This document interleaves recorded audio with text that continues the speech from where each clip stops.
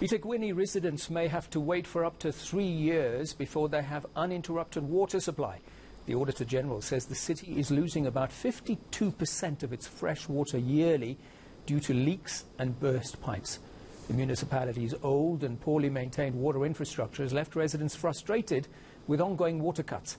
I'm joined now by the Municipal Head of Water and Sanitation, Ednick Msweli. He's live from Durban. Thank you for your time this afternoon, Mr. Msweli. Why is it that we haven't been getting the maintenance right? And thank you for the opportunity to be with you today. Look, the infrastructure that we run in the city of Durban, most of it is quite old. Most of it will be past about 50 years, which implies that we should really be radically working at replacing that infrastructure. And the way you see that is what you are talking about, the frequency with which it fails. So under the circumstances, the best we can do is react as swiftly as possible when those failures happen, and that's been the focus. But why is that the best we can do? Sorry to interrupt you, but I have to ask this because that's what the people of the province will expect. You know that the infrastructure is 50 years old, therefore bound to fail. You knew this 5 years ago, you knew this 10 years ago. Maybe you weren't there, Mr. Msweli, but surely we should have attended to this already and replaced that infrastructure slowly, step by step, so we don't have the problem that we're having. You see, I think it's important to put it in context. When we say it's failing, we are talking about pockets of failure. It's not in all parts of the city where you have these frequent failures. Most of it happens in rural areas where at the time when we rolled out the infrastructure in those areas, the level of service that was required was the 200 liters a day, which was the free basic water level at the time. But if you're familiar with the areas in Durban now, the development that has happened in those areas is just out of this world.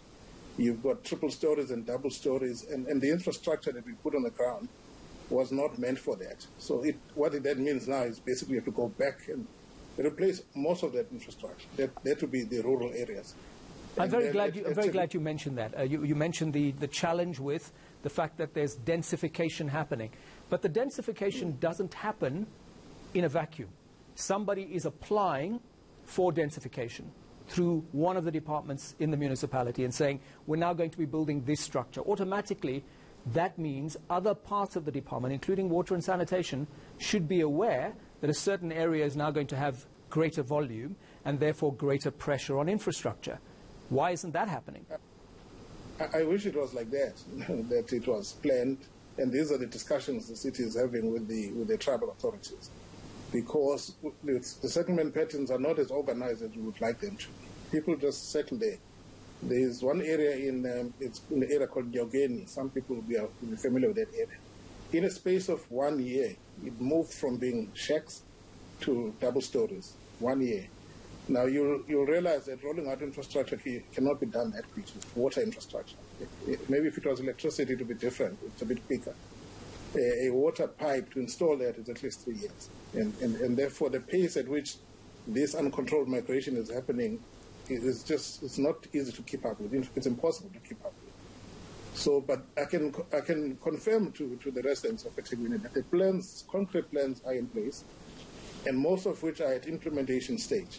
In the areas that I've mentioned that I know about that have challenges, most of them our construction teams are either on the ground, or some of them are going to start in this financial year that starts now 1 July. And I want to emphasize, we're probably talking about less than 5% of the city that is affected. Yes, but you say less than 5% of the city affected, but the Auditor-General says 52 million litres that are being lost to broken pipes and leaks in a country that is water scarce. That sounds like a travesty. It sounds like a catastrophe. Yeah, well, there's two separate problems. When I say 5%, I'm talking about interruptions to service, so people experiencing that. What you are now talking about is the water loss, the non-revenue water, that being 52%. Even that is work in progress. You are correct, that's the figure that's been reported, the 52%.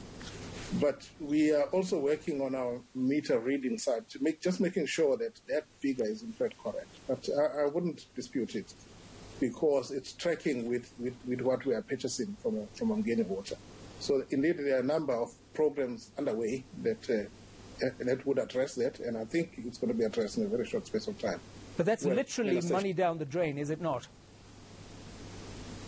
It's money, yes, that we cannot recover, indeed. So we pay Umgeni Water that money, and we are not able to recover it from our customers. I mean, you are saying you pay, but the truth is, the absolute stark reality is ratepayers pay that, and the money's just wasted. And it's because there's what? Incompetence, lack of skill? Surely you need to be ahead of the problem so that you don't throw money down the drain. Let me give you an example why I said, in my view, and as the head of the institution there, the focus area at the moment is sorting out the meter reading. Because what happens is when the meter reading corrects itself, if I correct it now, in some instances I'll be correcting a mistake that could have happened 2-3 years ago. But when you correct it in the calculation, it affects your current calculation. There are months when the net revenue water looks like it's very high, and we do these adjustments. Just by doing an adjustment, I will tell you in the month of July, we actually had a gain of about 3%. Now, you cannot gain water, you can only lose it. But that just illustrates that in that month we were adjusting and correcting errors of the past. So the auditor-general doesn't understand this. That's what you're saying, right? Because they've just made a categoric statement. 52% fresh water lost. You're saying they don't understand this technicality you've just told me about. This is where I'm saying that's with the numbers that are currently available to everyone. Currently available to the auditor-general, everybody knows. That's why I said earlier that I will not dispute that, because for me to dispute that number, I must put a better number on the table. But we are currently looking at the new platform for meter reading, which will change that significantly. We have also started working on the smart metering project. Yes, that will take time. Smart metering is expensive, so it's not going to be overnight. But that new platform that will be implemented immediately will allow us, for example, to track a meter reader and confirm if the meter reader indeed went to that particular site. We'll be able to get a picture of the meter reading to know that that reading is correct. Now, we've never had that before. Okay, that's good to hear. But final question, I don't have enough time. 50-year-old pipes, desperately in need of some kind of refurbishment. How much investment are you making to fix that problem? And how soon? The investment that we need currently, based on the age of our infrastructure, we've looked at that. We've said we need about 8 billion, 8.4 billion rand is what we would need. And that's based on the age of our infrastructure having passed its useful life. And do you have that money, and when do you start? No, well, every year now we're investing about 500 million on the water infrastructure. So indeed, we need much more than that. We're even looking at other alternative sources of funding. We've approached the Department of Water and Sanitation to see if we can be assisted. We are looking at public-private partnerships in some instances to see if we can source funding in that way. And we are even partnering with the water board in our area, which is Umgeni Water. They have also come on board to assist us. So we cannot only fund this as the city only.